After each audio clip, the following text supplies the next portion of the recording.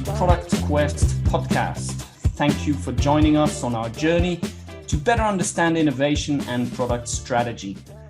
My name is Jonathan Edwards, and joining me, as always, my co-hosts Jan Vermuth and Scott Burleson. As listeners know, on the show we love to dive deep into innovation and business theories and frameworks. But at the end of the day, what really matters is actually building products and services that people want in order to build successful businesses. Well, our guests today definitely know a lot about that. Murat Goker and Francesco Cardoletti are both successful and experienced serial entrepreneurs who have built businesses in diverse industries and geographical regions. Murat has built and operated ventures in retail, fashion, concierge services, commodities trading, advising micro startup for equity, and for the past 10 years has ventured into pharma. Namely, in 2013, he founded Ideagen with his father and brothers, a 360 degrees commercialization platform for specialty therapies, mainly orphan or rare disease, in which he currently serves as Chief Commercial Officer. Francesco has built and operated ventures in the health, telecom, fintech, fashion, and edutech sectors in both the UK and the US. He is the co-founder and was the CEO of Paw Squad, a company providing telemedicine for pets, which was acquired by IVC Evidensia in 2018. He currently works as strategy and product lead at Unilever Foundry, where he works with the best scale-ups and startups in the world to launch disruptive innovation on a global scale. Murat and Francesco have worked together as business partners in the past, and as all great teams, they are very complementary in their approach and ways of thinking, which is the reason why we decided to invite both of them together on the show. So Murat and Francesco, welcome to the Product Quest podcast. Thank you. Thank you for the invitation. Yeah, thank you for having us. Okay, so maybe at first you could just tell us a bit more about how you actually know each other. So I understand you worked on some projects together. Can you maybe tell us a bit more about that? Maybe Murat, you can start. Sure. We actually know each other from Boston. Completely unrelated. We weren't working together at the time, although we were doing similar things in regards to our, let's say, extracurricular activities. At that time, we had obviously a great chemistry from many perspectives. And then ultimately, eventually, when we moved to, independently moved to New York, we kept contact where I'll let Francesco say what he was doing, but he was working at telecom in a corporate structure. And I was at that time just dabbling in investment banking at UBS in New York. So that was kind of where we both kind of looked at ourselves in the mirror and said, we hope this is not end all be it all. And we hope we can find something that's going to spice up our let's say work life, but we didn't really know what to do. So we kind of, we're just in the search for what kind of products could we launch, what kind of services could we do. I think I still remember it was like lunchtimes at UBS when I was just emailing him, we have to get out of here, we have to figure out something other than this life. And then, but I will let Francesco maybe take it forward from there. That's more of a, let's say, emotional intro. Maybe he can give the more technical background to all of it. So yeah, so Murat and I were good friends in Boston. We were doing a lot of interesting things, within the entertainment kind of like space in Boston, and always wanted to do something together. Murat is very creative, from a business standpoint, right? So there were always conversations around what business launch, what could we do, how can we take over the world. And when we came to New York, and kind of one of the things about New York is that, it's an incredibly energetic city, right? So you always want to leave your imprint in the city, right?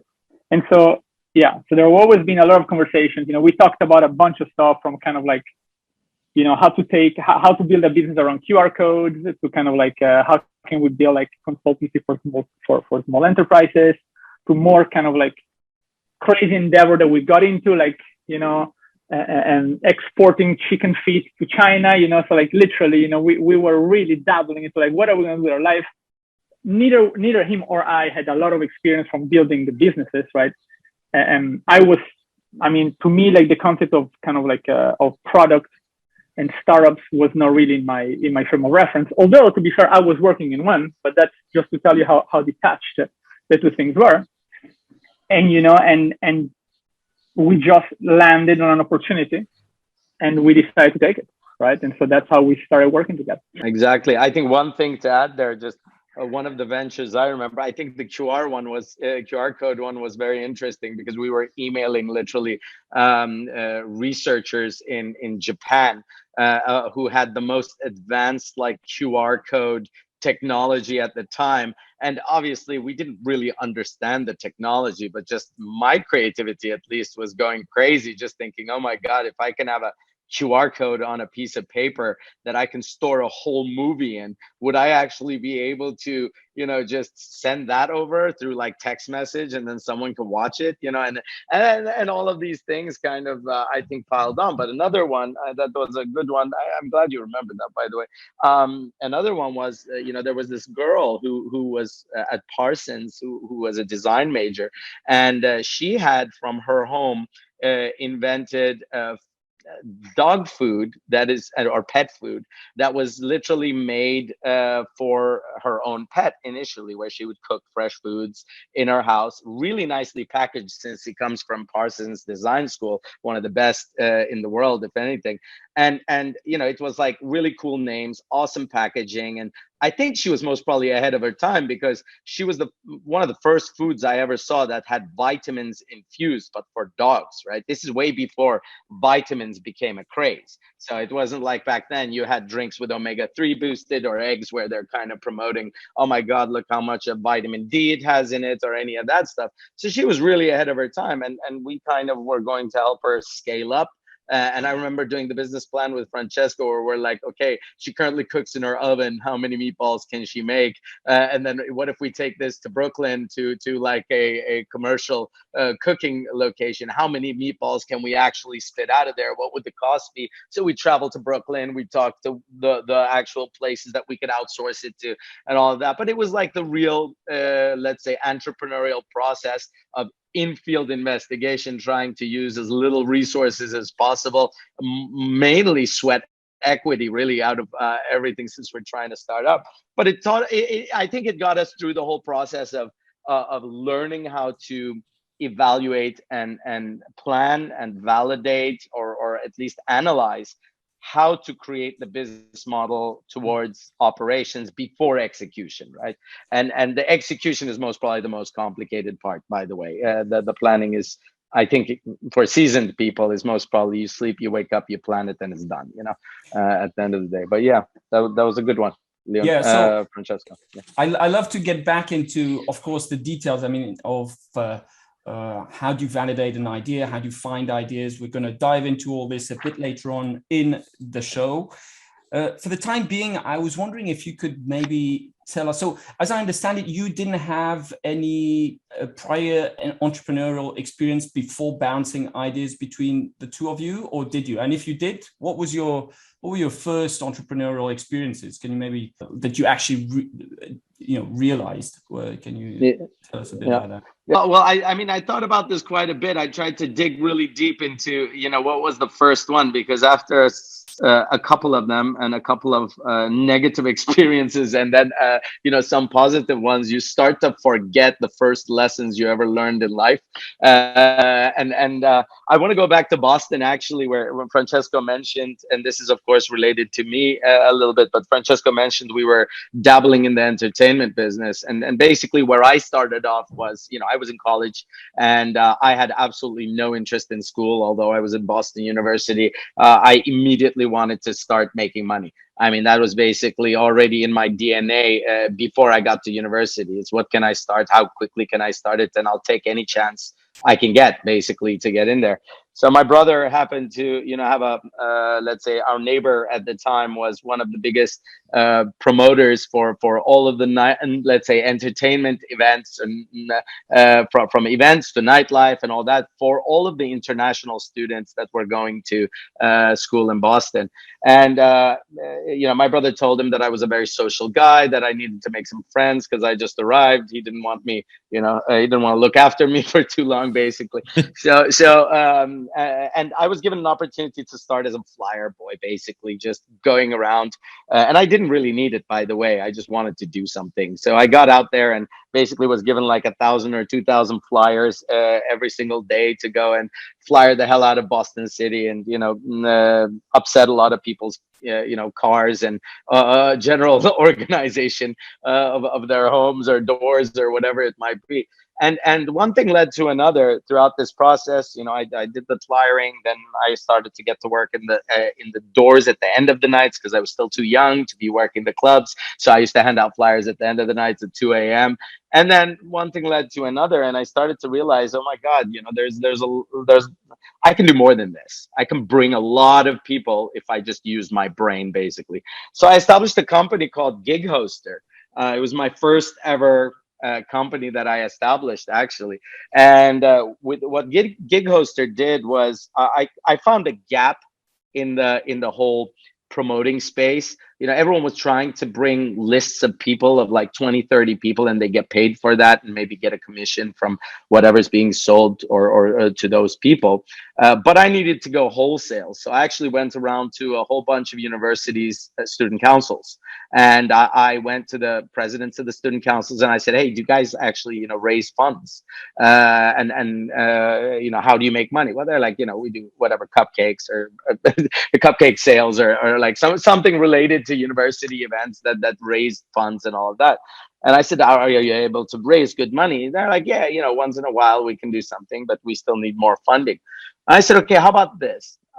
You guys send me every Tuesday and Thursday as many people as you can from your university. And I just want first name, last name, emails, telephone numbers. I'll put them on the list for a reduced comp into the main, let's say, volume driving clubs, which were made for the people who are already 18, right? So it's they could still enter those clubs.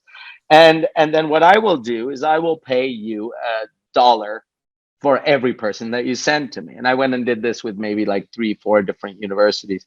And ultimately, I went back to one of the biggest clubs and I said, guys, I'm going to start bringing you guys thousands of people, like literally in one night, thousands of people. And they were like, impossible, no one can do it. The biggest list they had from individuals were like 150 people, 200 people, and they worked with maybe 20, 30 promoters, and that's how they kind of packed the place.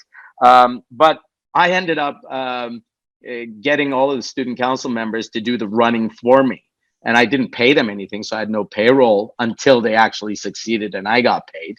So, and then I went and negotiated a rate of whatever, $3 for every reduced ticket that I brought in. Nice. And then at the end of the day, I had this, funneling of people, and it ended up being like, first time around was like, 400 people. Next time was like 700 people. The time after was, and this went for a while until I had the bad experience that one promoter got really pissed off that I was stealing all of their income, I guess, and then somehow politically maneuvered the owners of the company to have me ousted. But I made really good money for like a good 6 months, 7 months, and this was one of my first, I would say, really entrepreneurial in terms of how I cracked a problem around a service that would both be a win for me, but a wholesale win for, let's say, because it was a B2B service, right? It wasn't really to the end customer, although the end customers were also gaining a discount on their entry into there. So kind of win-win-win. So this is my story from my side. Has a lot more juicy details, but yeah, fantastic story. I love it. And actually, so in a way, would you say Gig Hoster was a bit like you playing the role of a broker in this? You were bringing, getting clients for different venues. Let's say an agent. Let's say an agent. Yeah, very exactly. Good. And so this gap in the market, how did you actually? Do you remember actually when you realized there was this gap? I mean, what was when did the light bulb go off? Well, I mean, the light bulb went off when I would say. Yeah, late. Well, both came on and off. It kind of doesn't happen just with a steady on. It goes on and off for a while until it really goes eureka moment and the bulb explodes. I think it was. I think it came out of a necessity to want to earn more and make more for myself than what I saw other people were doing in my former function of flyering and just showing up, twice a week and seeing the amount of money we made, although we were doing all the dirty work, they were making all the money. And so I kind of found a way to kind of game the system, if you will. And obviously that's hence the reaction that I got, from some of the other promoters who were doing pretty well for themselves. But it came out of a necessity and a need to want something better for myself, to feel that the time I'm spending is more efficient in its utility. And as a result of it, I was, I had the conviction and commitment to go and convince a bunch of people who had no clue this could be possible, right? I mean, that was the third factor out of all of that.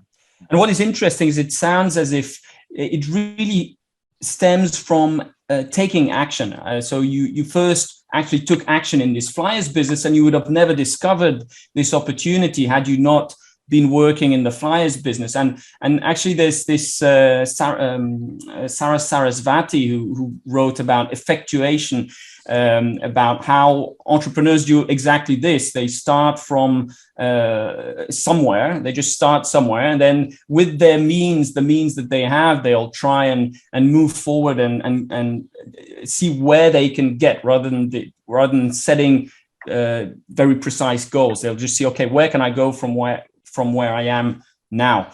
Yeah, brilliant story. I love it. So Francesco, what about you? What do you remember your first entrepreneurial experience?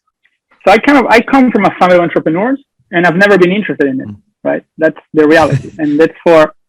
I went to study engineering in college, just because. Why not? Right, because I should go work in a large company. I'm not sure why I had this vision of running a multinational corporation. That was my ambition, and but in reality, as I went to Boston, I actually did realize that I had no interest whatsoever into running a large corporation. And similar to Murat, I was dabbling a lot in nightclubs, just in a completely different perspective, right? For me, and I don't know if you call that, I don't necessarily believe that I was an entrepreneurial endeavor, but I had the responsibility of filling nightclubs every night of the week, right? Because I was running those nightclubs. And so to me, it was more of a system thinking kind of thing. How do I actually do that at scale? How do we bring people in, right? Kind of what is the bottleneck in our operations? Because ultimately, we need to have 500, 1,000 people every night coming, listening to different music. So therefore, you have different targets, different crowds, different concepts. So sorry, just to interrupt you. I'm not quite sure. You actually were running nightclubs. Is that? I was running the nightclub. I was running the promotion of several nightclubs, right? And so we had responsibility with the people that own those nights, if you wish, right? We had to bring constantly, again, 500, 1,000 people. So how do you do that, right? So what is the process through which you constantly bring crowds, right? Both from a concept development, which goes from the theme of the night to the DJ that must be there, to kind of what type of crowds you're going to attract, to who is actually going to go and do the job, right? Because obviously I cannot do it by myself. So it was not, again, it's not so much entrepreneurial endeavor, because my money was not really at risk, right? But it was more of again, how do you build growth, right? How do you do that at scale, right? So it's kind of almost if you think about it from a startup standpoint, right? It's not the early stage validation of a problem, but now that you know that you have a concept, how do you build it? How do you scale it, right? How do you deliver that value? So that kind of I never thought about it as entrepreneurial. I guess in retrospect, I can see how that experience applies to what I do now in many ways, right? But yeah, my first experience was literally with Murat, right? It was when I decided to quit my startup that I was working in and kind of take a plunge into risking my time, my money, my kind of my blonde hair to do what I did. Hence why it's not blonde anymore. Right? That's why it's white. Yeah. So we've talked a bit about some I would say successes. Do you remember some resounding failures, if you're willing to share in some of your ventures, and what did you learn through these failures? I mean, so failure, people generally look at failures like you started a venture, the venture succeeds or the venture fails. In reality, there are a bunch of successes and failure. Sorry, guys, my son is showing me his wolf mask right now. Good. Mati, let me finish this. Sorry, guys. So, I mean, I can talk to you about failure from a venture standpoint, or I can tell you about failures that you have as you're developing a venture, right? So, ultimately, I mean, the cliche is that, through failure you learn, which is true, right? Flip side of that is that failure hurts, right? Lots, especially when you are in the process of it. And I ran a venture studio for a few years here in London, right? And our goal, of course, was to prove that we could take an idea from paper to market in 16 weeks, right? So we thought that we could do that. And obviously, a lot of it was kind of early stage validation, ideation, validating your value proposition, right? Testing with customers, getting the right channels. And in doing so, I landed in a concept that I thought at the time was a brilliant concept, which was, can we build a platform that will allow parents to learn how their children are interacting with digital technology, right? So think about it, a Quora, which at the time had just started and we thought it was super cool, right? So the same level of technology. So mix Quora, so Q&A with experts from a variety of kind of like fields in the education space, from like game developers to teachers to child psychologists, and kind of like an editorial layer where we'd actually kind of present new products and new concepts, new social networks and whatnot, right? And so on paper, that sounded great. We pour our heart and soul into it, right? We kind of like every day we were coming up with new ways to engage customers, right? We how to bring in new users, how to engage them, how to get them to kind of like generate the right questions, how to generate the answers, how to build that kind of dynamic. And every time we looked at what other companies were doing, and we kind of copied, right? It's like, well, Quora is doing this. So obviously, they must understand something that we don't understand. Why don't we deploy that feature too, right? Or, like, oh, look, there is this new kind of like community that now is using experts and doing like live streams. We should try that too, right? And so we kept on copying what other people were doing, right? We kept on thinking, well, if they're doing it, they must know something about our customers that we don't know, which makes no sense in retrospect. And so we went for like 9-10 months doing that, right? Thinking, well, but if we deploy this feature, inevitably engagement will happen. Or if we go after this channel, inevitably customer will come, right? And I mean, obviously you guys can imagine how this ended, right? It ended that we were able to, we acquire customers, the customers are users, the users kind of like use the product once, twice, and they never came back, right? And so we had this flywheel. Let's spend more marketing dollars. Let's bring more users in so that we can kind of like have these massive leaky buckets where users don't stay and they leave. And it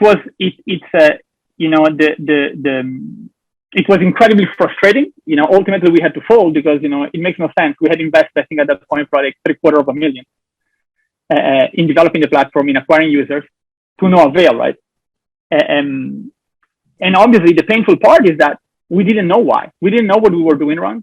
We had no idea why is it that copying what other people were doing and it was working for them didn't work for us. And it was a massive wake-up call of how kind of like ignorant we were in how products are built, right? And so it was a massive learning experience, massive failure because again, 9 months of doing this with no avail, with nothing to account for. But that put me into the path of understanding, well, there must be a better way to do this stuff, right? And obviously then I kind of figured it out. But yeah, thanks for sharing that story. I mean, I think anyone who's built the business has come to these realizations at some stage. So I was just wondering. So the revenue generating model was based on advertising for this business, or what was the idea? I mean, it's a brilliant question, right? Build it and they will come. Bring the customers and you'll monetize it, right? So that's kind of like how many people thought about this community at the time, right? So the Silicon Valley way. Yeah, if I can bring 1 million users, inevitably I will be able to make money. Which, yes, if you can bring the million users, but then it becomes a catch-22, right? Like, what do you bring before? The money to bring a million users or the users, right? And when you have like a value proposition that is not strong enough, therefore you cannot attract people for cheap or for very few pennies, right? Then you need to be able to monetize immediately, because you need to support your business case to some extent, right? And we didn't have either, right? So our business model was wishful thinking. We thought that we could monetize with advertising, and then we started thinking, well, maybe we can monetize by presenting the right product within the right context. But again, if you think about it, you need volume, right? You need like millions and millions of views on a product to actually get, a conversion. So yeah. So what I'm hearing here is, is that there was probably. Well, you were saying that you were copying quite a lot of the competitors. So maybe this was one thing that maybe there's a lesson in there about the copying. You said there was quite a lot of churn regarding the users who came on the website and then they used it a few times and then left. Right. So as an experience, now I can say from my vantage point now, after having done this many times, and obviously I learned as I was doing that, right? The answer is very simple, right? We were copying things that other companies were doing because we thought that they knew something about our customers that we didn't, which makes no sense, right? They cannot know anything about a customer. They had a unique insight about their own customers that they were leveraging, and it was working for them. We had no idea who our customers were clearly, right? We hadn't understood them. We didn't know what their struggles were. We didn't know what outcomes they were looking for. We didn't know exactly why either they were using our product, right? What jobs were we helping them do? So we were clueless, and that's the reality, right? But I do believe, frankly, that most startups out there today still are clueless about who their customers are, what they're helping them do, what is the context of that customer, what is the struggle, right? And therefore they copy what other companies do, right? I think is a pretty common pattern in my experience.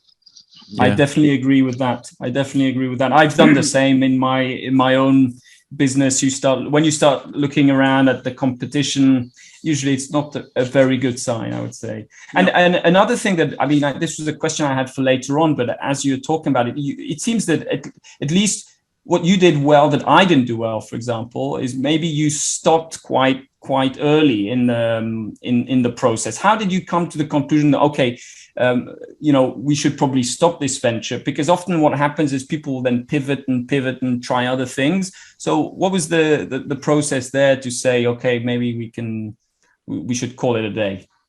So I had a very wise partner at the time, that was not actively involved operationally in the company, but was sponsoring the studio. And I was like, Francesco, how long is a piece of string? Really? You can keep pulling it and pulling until you want, right? And it will never end, right? So we just need to kind of like come to the realization that in 9 months, we haven't learned anything.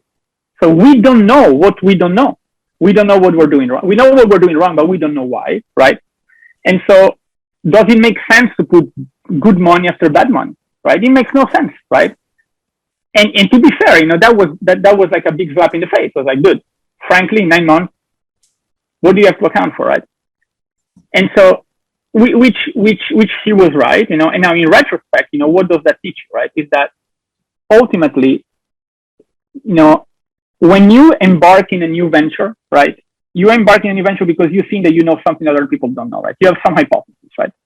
Well, hypotheses are very scientific in nature, right? What are you trying to test? How do you know if the hypothesis is right or wrong, right? What are the metrics that you're measuring? and then you put it at the test of the market, right? If you're hitting the metric, you know that where you're coming from, where you're at. If you don't, then the question is why, and you try to iterate until you get there. Yeah. So I think the learning is that I wouldn't have thought about it, but when you said it, I was like, yeah, that's exactly it. Because I think this is a problem that a lot of people face. It could be either as an entrepreneur or even within a company, if you're building a product, a new product or service. I mean, these questions you will have to ask them to yourself. So, and I think you said it exactly right. It's the learning that's important. So if as long as you're learning and you're learning what works or what doesn't work, I think then you can keep going. If you still feel, okay, I still have this to learn, or I still have to try this, and you're confident in the answer, I think that's a good indicator of maybe if you need to keep pushing or not. I definitely think that's right. Nice. And if I can actually add something to that, I mean, I obviously second from various perspectives Francesco's point about what I would call fail learning, right? You're basically every time you fail, you're learning something, but more important than that, I think especially for a person who's like me, who's always in the front line, who's kind of out there. Going through every brick wall that's in front of me without even wondering what's on the other side. Never underestimate the power of experience. Okay, because we were all advised by people much more experienced than ourselves, with 30 years, 40 years more experience than us. I mean, my father was a very, very, very powerful and experienced senior executive in one of the world's largest multinational pharma companies, and he used to always guide me and tell me, Murat, you have to make decisions like this, you have to be ruthless on this, you have to make decisions and cut them immediately, and I used to always think, hey man, you don't know what I'm doing, because my stuff is so different and it's so small and it's not a big pharma company, and all this kind of stuff. But at the end of the day, what you come to realize is all businesses are essentially the same thing. There is no difference in the nuance of a metal manufacturer in Ukraine to a Silicon Valley.com startup over there. The fundamentals are always the same. How you have to select your people, how you have to prioritize your time, and of course your investments and your ideas, and I think these things are only a matter of your skin gets thicker with the fail learnings, and as it gets thicker, you're able to calculate on the spot whether you should step out or stay in right there and then, without having to even deliberate with anybody, because you've been there before, or you've been through something similar to this, and your gut starts to tell you, hey, this feels awfully like the last time I failed, or awfully like the last time that I went down this path. And I think Francesco and I, we have a real variety of experiences. You already mentioned, we went from entertainment hosting to chicken feet trading to fashion, e-commerce, to ultimately on my side pharma, and him to advising in bigger ventures of Unilever, etc. So we've seen a lot. We've been around the block, and I think at a relatively young ages we've both been around the block. And nowadays I have people working for me that are 10 years older than me, reporting to me that have PhDs and doctorates and everything they have. But I can guarantee you one thing, that almost nobody coming from multinationals can do what we do. Almost nobody. And although they might have been general managers of countries where they're making hundreds of millions of dollars for a multinational, they may have opened up hundreds of smaller countries. They may have opened up new segments, new product categories. The moment you take them out of that setting of having a well-established infrastructure and fundamental SOPs and mega HR structures and legal backing and finance, all that, and you put them into an office where they're like, okay, now get started, and he's like, okay, but where's my team? I need a team. Oh, well, do you have the funding for the team? Now go raise the money. convince those people that you're passionate about this idea that you brought forward, and there's going to be 1,000 other people like you, and no one's going to care about your former CV, because now you have a new venture, and that new venture means nothing relative to what you did before. So I think that really the earlier people can get falling down, the faster they're going to be able to learn how to minimize their lack of success with new ventures. So, I mean, I would suggest anybody, yes, it's great to have masters and MBAs and all that for your CV, but if you have an opportunity to get into a job at the age of 14, do it. And keep doing it every year, as often as you can, and be observant, pay attention, try to pick up as much detail as possible around you. You have to put yourself in the hot seat. To become a pizza, you have to cook. It's very simple. Yeah, I mean, I would say also this learning by doing and getting the experience and failing. I wonder to which extent also there's a question of personal mindset relating to this, because a lot of people also might experience, so if they have a failure, then it might basically crush them and they might, feel really not get up from it. So I wonder if there's ways for people to go about this without getting knocked down totally. There's no way for that, and I'll tell you why. And I'm a person who has most probably been to the extremes on failures and successes. I think my current ventures in the, let's say, in the path to becoming a mega success, it's going to take time, but we can feel it. It's growing, it's scaling, and all of those kind of things. But the downside is, and the downside meaning, I've had experiences where I had to wind down companies, right?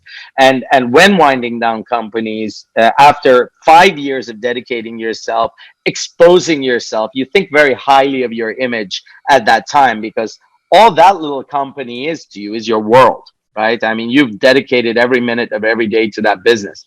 And you've gone and reached further out in most cases. You've sold yourself above your capabilities.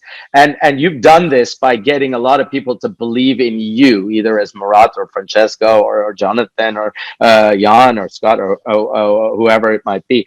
And when the winding down comes, you will absolutely go through panic attacks, anxiety. You'll have to most probably see a therapist or two, or you'll have to talk to a couple of your friends for extended period of time and drink a little bit too much to get over the fact that you're failing. And likely the recovery of your mindset will take up to 2 years. So the immediate impact might only be, for 6 months, 8 months, but the real impact of how it cements into your decision making going forward, it really takes about 2 years. And until you find something else to focus on, right? That's because in between you're in a gap, you feel empty, your life is over, nothing's ever going to be the same, people hate me and all this kind of stuff. And I think one of the biggest lessons I learned was when I had to call up one of the biggest advertising agencies in the world that we owed $500,000 to after doing a mega campaign to market across the United States, our products. I called the chief operating officer whom I had, met originally signing the deal. And I told him, and I said, guys, I'm going to give you an offer right now. And I was just, mind you, I was about 24, 25 years old at this stage. Okay. And I'm calling a guy who's about 45, 50 maybe. And I told him, listen, I'm going to give you an option. I'm going to give you 10 cents on the dollar today, or you're going to get nothing tomorrow. Okay, and I would highly suggest you get this. You take this offer. Otherwise, I'm really looking out for your benefit in this situation, because I'm making this call to about 50 other people that I somehow need to manage and all of that. And I told him I'm fully transparent. I'll send you our financials, audited books, everything that we have in our hands.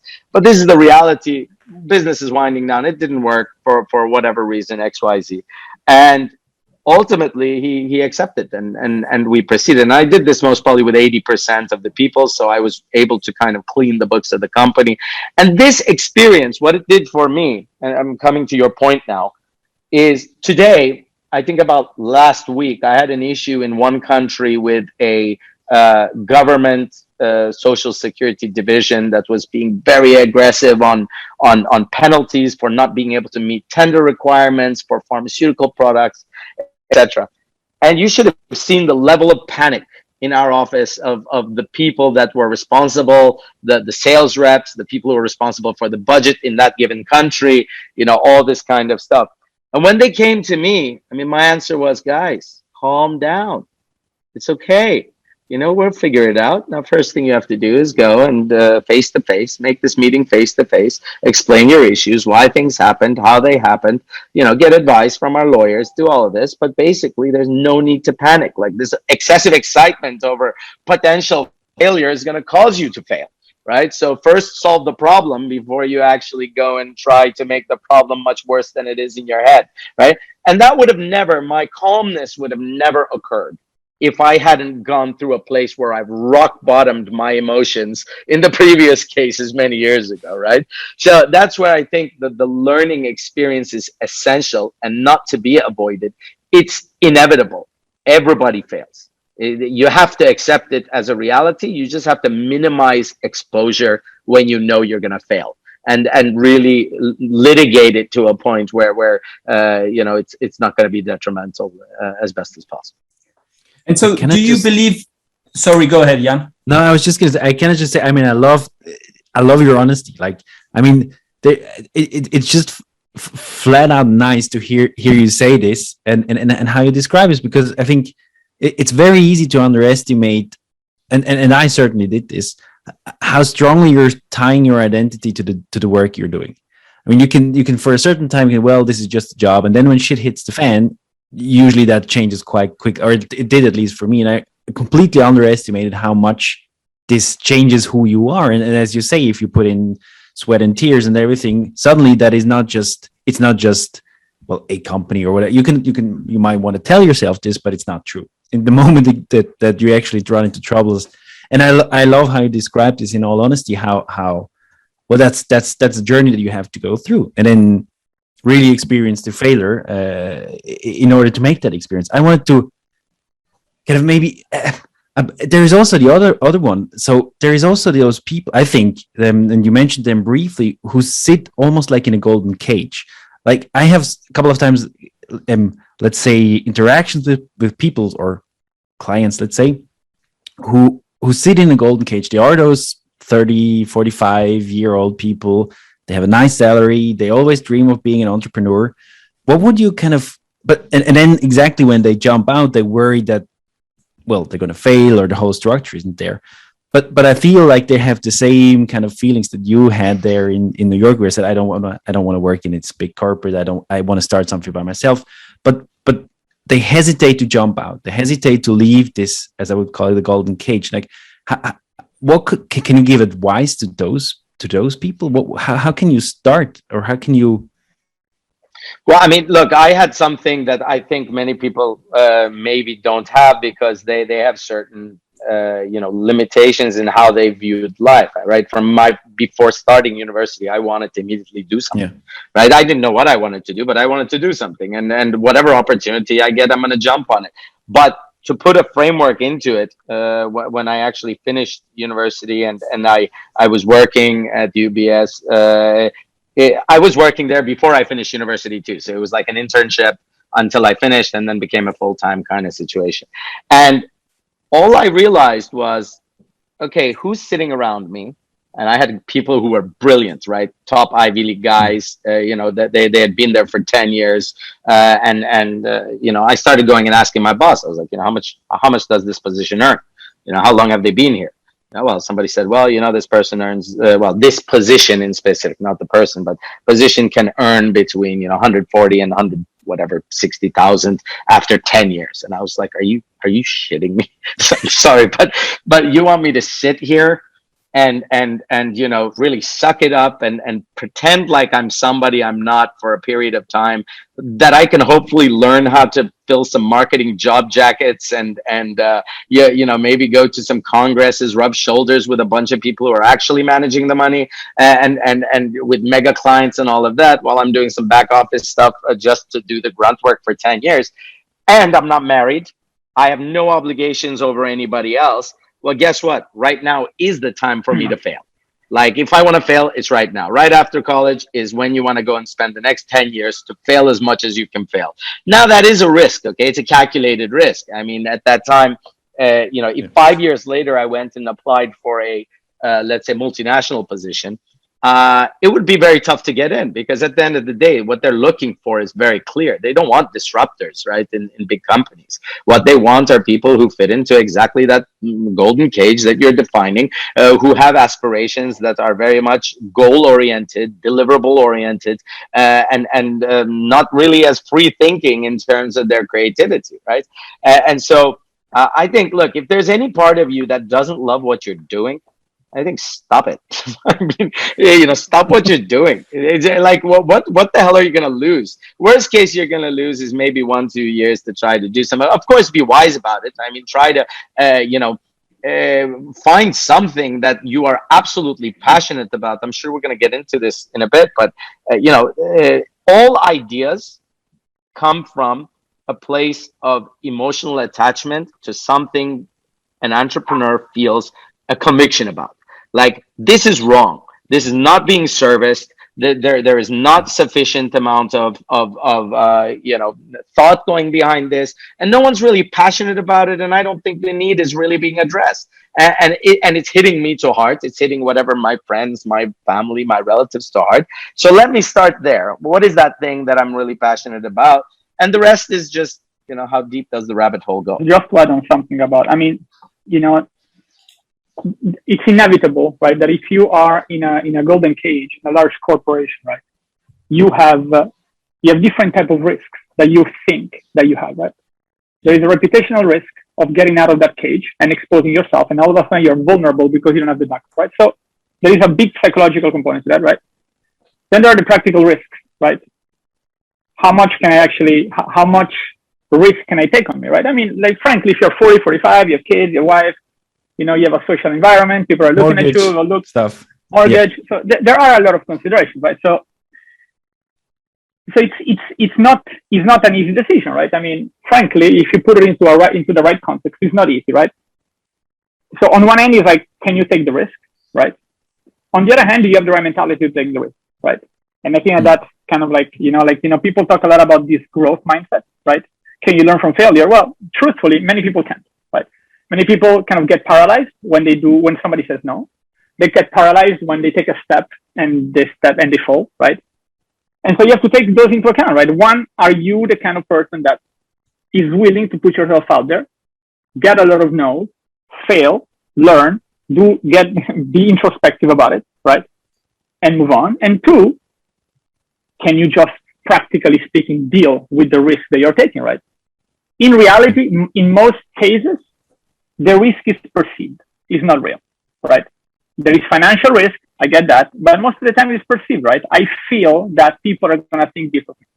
I feel that I cannot do it, right? So I always tell my daughter, it's all in your mind, right? At the end of the day, it's true. It is all in your mind, right? Just keep in mind that you will fail.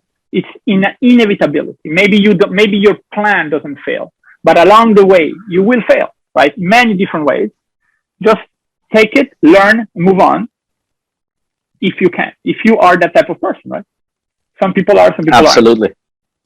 Absolutely. Well, that's why I think it also very much depends on your personality type. I mean, I followed kind of a similar path to yours. I was working in a bank and decided to quit to create my company. And I have to say, in retrospect, I do wonder if that was really the best move at the time. I mean, it definitely put a hold to my career in that space. I always wanted to be an entrepreneur, but at the same time also, finding the energy sometimes to actually pursue an idea. I also now feel a bit more apprehension in just going out there and doing a new thing. So that was my experience, and I definitely learned tons doing it, and I really liked it. But I do wonder sometimes if I shouldn't have waited a bit longer and get more experience or not. It's an open question, and I think I know, and many statistics show that a lot of the most successful people going into entrepreneurship are older. So I think in the end it very much depends on the individual person. So here's a question for you there. I mean, I completely disagree with the approach of, getting more experience to do that. But of course, it fits with my character, right? I mean, my character is one that I just don't see limitations. I only see opportunities. I mean, you give me any product, I have a problem saying no to any product because I'm like, oh, I know how to move this. I know how to make something out of this. I just need to put grit behind it, and I need to get my butt off my chair and get out there and meet as many people as possible and find out the right target to make it happen. But more importantly, how many successful startups, and I'm talking about the big ones, the revolutionary ones, from Uber to Tesla to whomever, Google's and whatever you see, how many of them are gray-haired, 50, 60, 70-year-old men that you see out there that started those businesses? None of them. They're all young people that were brilliant, and they found a gap in the market. But more importantly, they literally worked themselves to death. And I think, Jeff Bezos is one of these guys. I know his movie's coming out soon as well. The guy literally just started an online bookstore to take it on against Barnes and Noble. I mean, and everyone said he was crazy. And this reminds me actually of Francesco and my meeting when we launched the fashion company. Maybe just some background on that. So Francesco and I convinced Germany's largest catalog company, which at the time was the biggest competitor to Amazon, but on the European side. And nowadays they've lost, on the, let's say, at least from my perspective, the digitalization aspect, and stayed print for too long, I guess. But they're still a big company, like 18 billion, 20 billion revenues, all this stuff.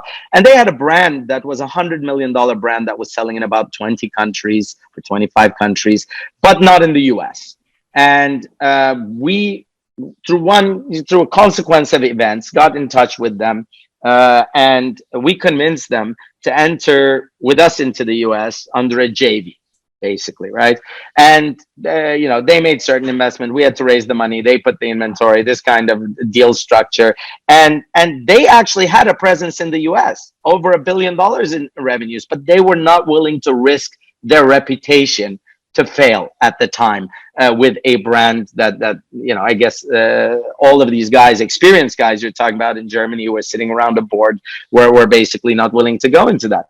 And we happened to, when did we launch this? Well, we launched this literally in 2007, 2008, right before the economic collapse. Okay. And this is now a Francesco. It's let's say a wake up call to what we actually did. We went and approached a whole bunch of investment banks at the time, local investment banks, that through consultants and whatnot, who were focused on the fashion industry.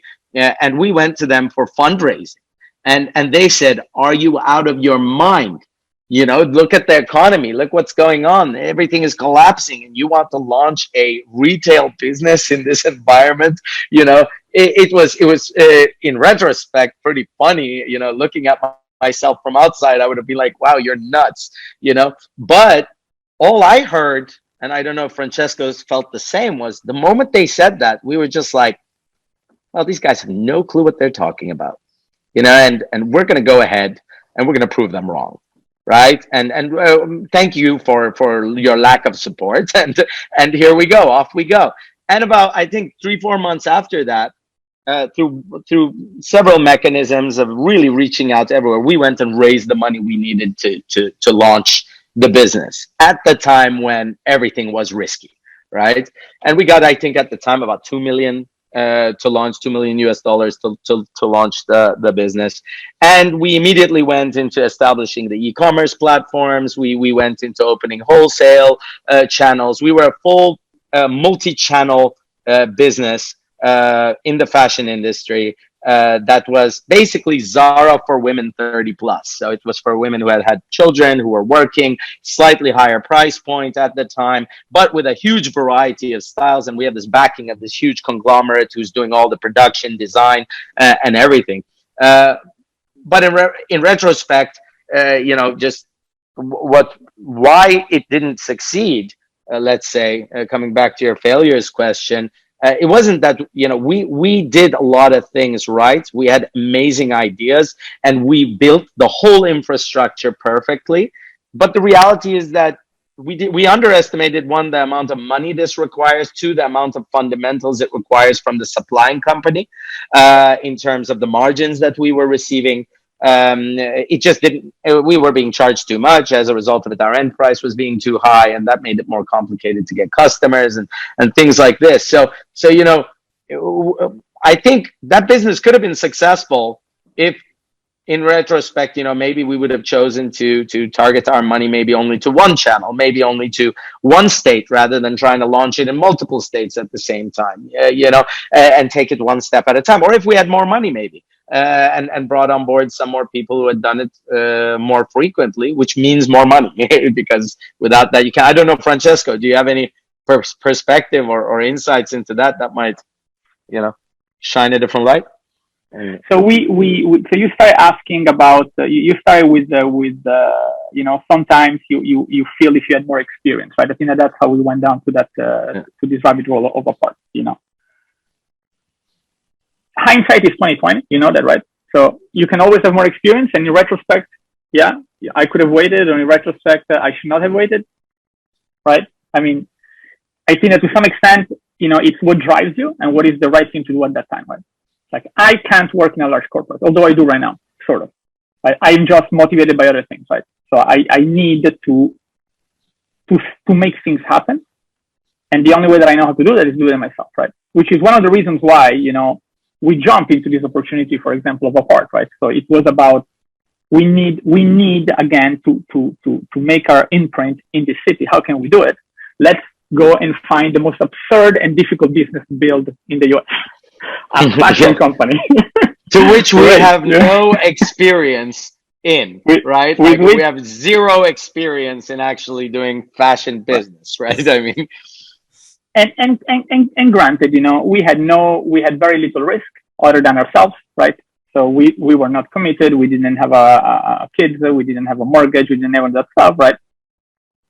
But so to us was about, we are driven by wanting to prove to ourselves that we can do this, right? And that was our motivator, to go into Germany, convince like a $20 billion company to give us the license of their kind of like brand, their little jewel, to take into the US, right? Which is, frankly, in retrospect, fucking insane, right? I would have told us to just leave, right? But, our desire our drive to prove that we could do it made us do it, right? Could we have done it 5 years later? Maybe not, right? Maybe we would not have been so crazy to take on such a challenge, right? Time is whatever it is, right? Like, the timing, is always in retrospect, you can always tell whether that was the right time or not. You just need to do it. Yeah. So do you think this invaluable experience that you've gained through the years and through your experiences, do you think this is something that you can only learn through actually doing, or do you think there's a part of this that can be taught? Do you think there are some things now that you might maybe have read, or that you can actually learn without the experience? So it's an interesting question, right? I mean, the obvious answer that you will hear from both of us is that no, you cannot be taught. But, right, experience is important, right? So, we are doing something that we had never done before, and we will never know how to do it unless we do, right? That's simple. But there are people who have done it, right? There are people who have walked those roads. There are people who have banged their head against the wall and got hurt. And those are the people that can guide you and can mentor you and can tell you, watch out, because you're doing something or you're thinking about this in the wrong way, right? I mean, case in point, when Murat started mentioning about his dad and his experience and blah, blah, I mean, having somebody as a mentor that has 30 years of experience running like a massive sales teams across the world can you buy that? No, right? So that's an amazing experience that obviously can just enrich can accelerate your learning, right?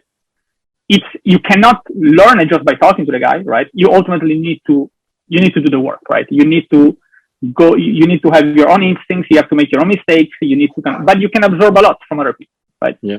I mean, I think one thing to add to that is that, luck prefers the prepared, let's say.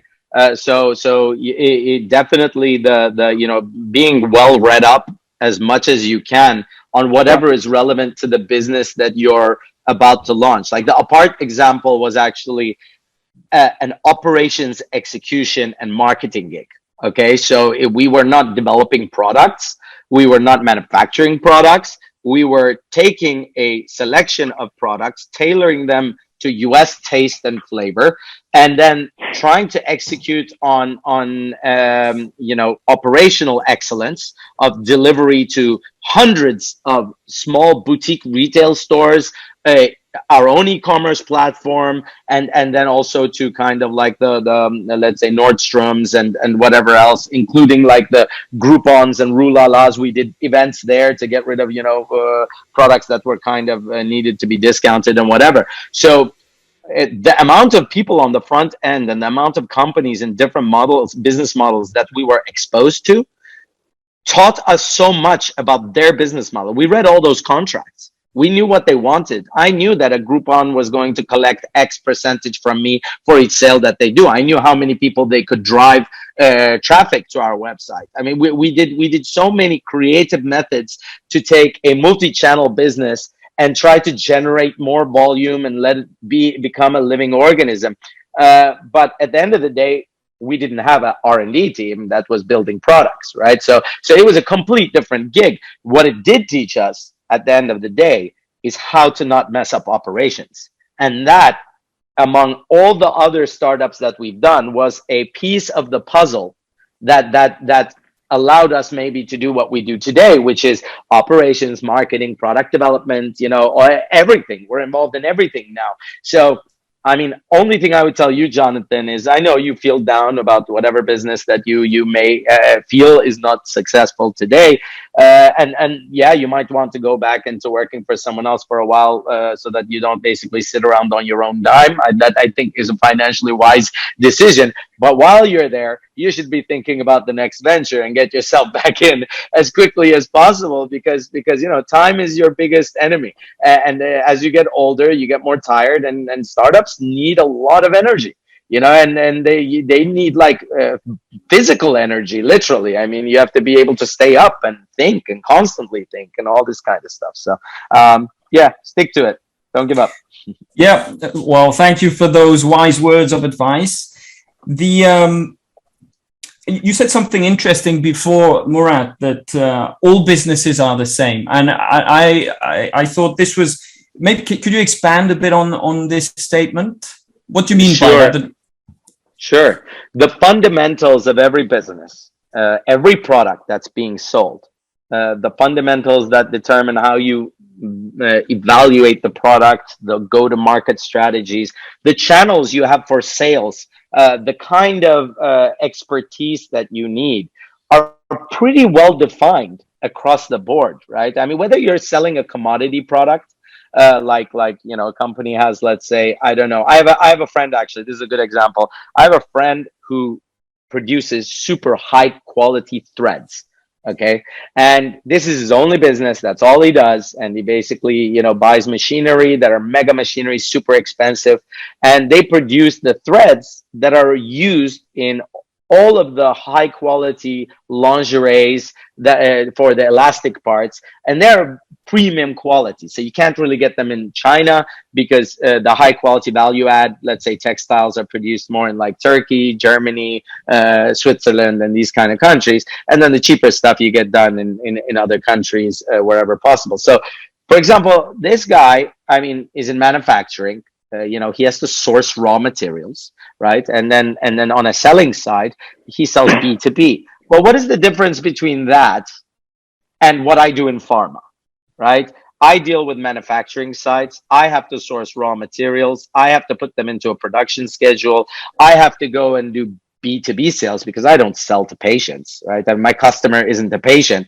My customer actually is a blend of doctors who don't consume my product, but who recommend it, payers who are usually governments and insurances who never actually meet me because they don't really meet you face to face at all. It's just email applications and getting approvals or whatever.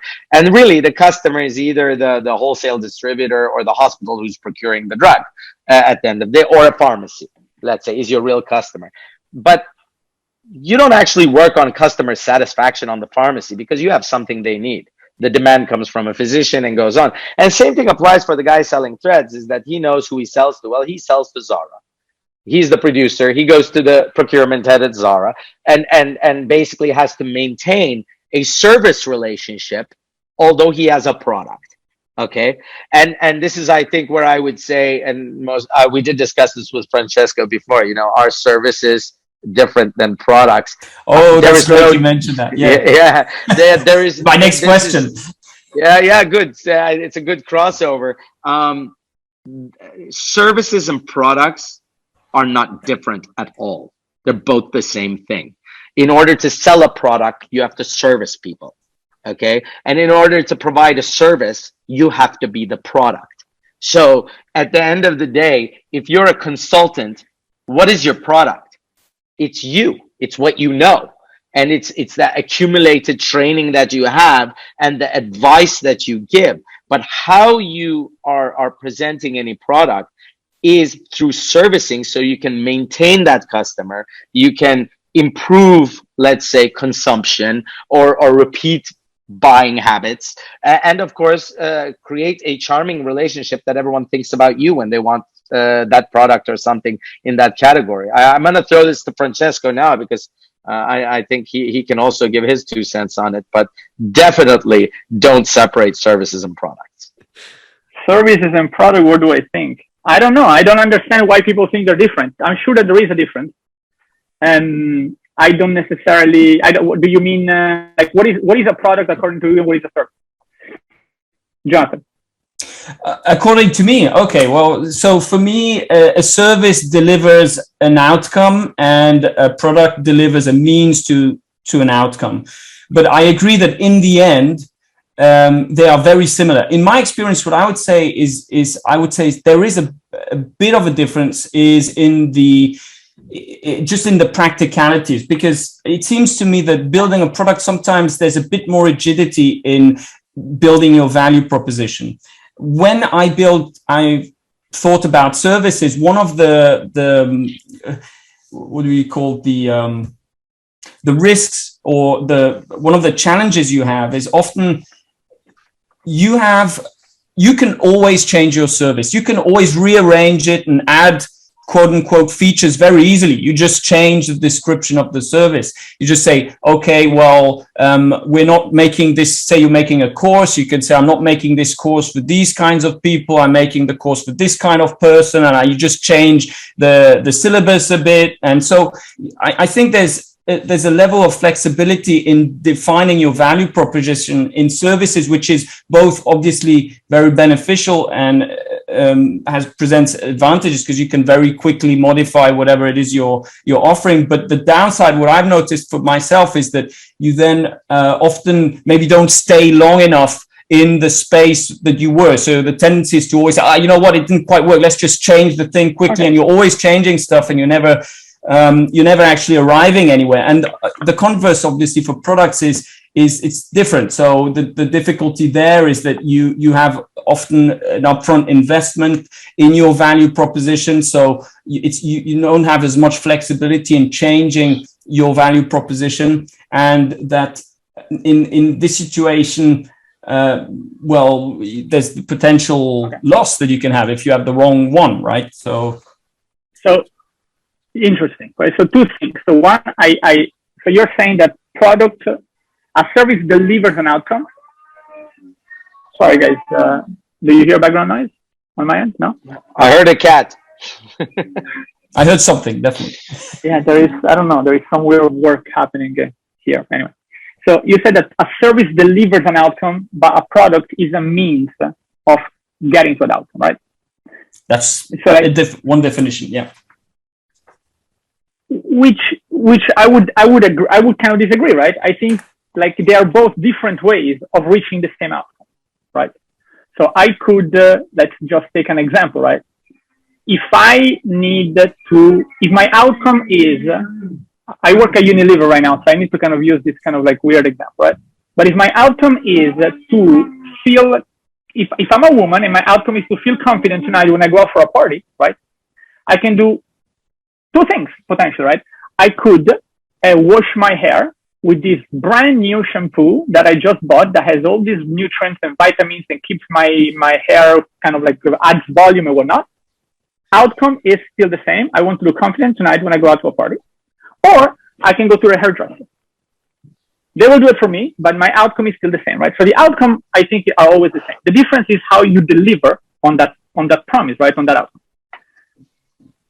Now, I do see that when you're saying, well, you know, from actually a product development standpoint, from a value proposition standpoint, they do change, right? So when you're talking about physical products versus digital products, yeah, I mean, you don't have the flexibility of iterating as quickly as you can on a physical product, as you can do on a digital product, right?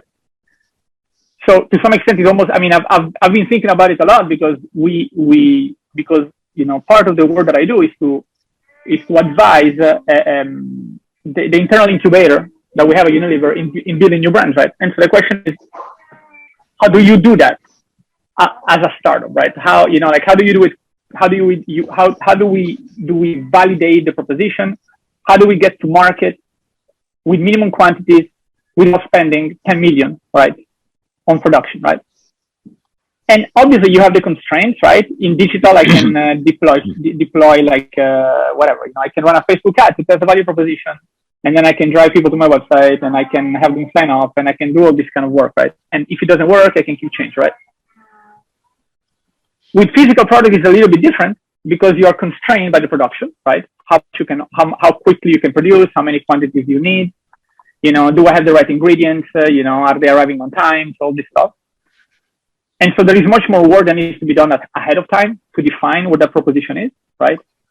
But still, right, then you still have this very similar characteristics, right? You can still figure out what is your MVP, right? Do you need, for example, like this ingredient, right? Or can you prove the value proposition without a specific exotic ingredient, right? Do you need to have the packaging that looks like this, or can you deliver it faster by changing the packaging, right? So you can still do the same type of analysis, right? You can still find, kind of identify what is the kind of like the minimum viable product, if you wish, you know, keeping in consideration the constraints that you have, right? So that's kind of like, that's how I would differentiate it with it. One is execution, is definitely different, but from an outcome, I think it's the same. But just one thing to add to that, from our side, as people who start companies for a living, it's still the same thing, right? I mean, how we approach whether we're selling a service or preparing or planning for a service, or we're planning for a product, we approach it the same way. It's just the nuances that are changing along the way, depending on your distribution channel, depending on your delivery and all of that. But it comes back to your, let's say, if you studied actual, you know, and if you went to an MBA classes, you know, they would tell you, okay, what are your, you know, main marketing activities? What are your distribution operations? How does finance and accounting work? Well, all of that holds true, you know, for a company that you start. You just have to deal with people rather than just the Excel spreadsheets and the books that you've been learning from. And so that complicates things, is the people factor, because you have to convince people to actually buy into the ideas that you're coming up with. I think most probably all of us came up with fantastic ideas in our university times, of whether you did a thesis or you did a paper in some class. You know, look, before the iPhone existed, my final thesis in school was a company called Tabletop Technologies. It was called T3. And basically, I contacted a company again in Japan who had the first ever multi-touch screen, basically screens that they were distributing. And my whole thing was that I wanted to create these tables for offices where multiple people around the table could be working on digital screens, all could be touching it, sharing stuff together. Now, fast forward, like, you know, 4 years after that, the iPhone comes out, and 3 years later, the iPad comes out, and all of that. So the idea was already there. Many people had the idea. It's just that the business model doesn't change. It's just the execution and the perfection with which Apple actually launches products that ultimately, and most probably the timing too, that ultimately made it what it is. But the technology existed for many years at the end of the day. So that's why I say it's always the same thing. It's just some people do it better than others. And that requires experience at the end of the day. So this ends part one of our discussion with Murat Goker and Francesco Cardoletti. Please send any comments or ideas for future shows to productquestpodcast@gmail.com.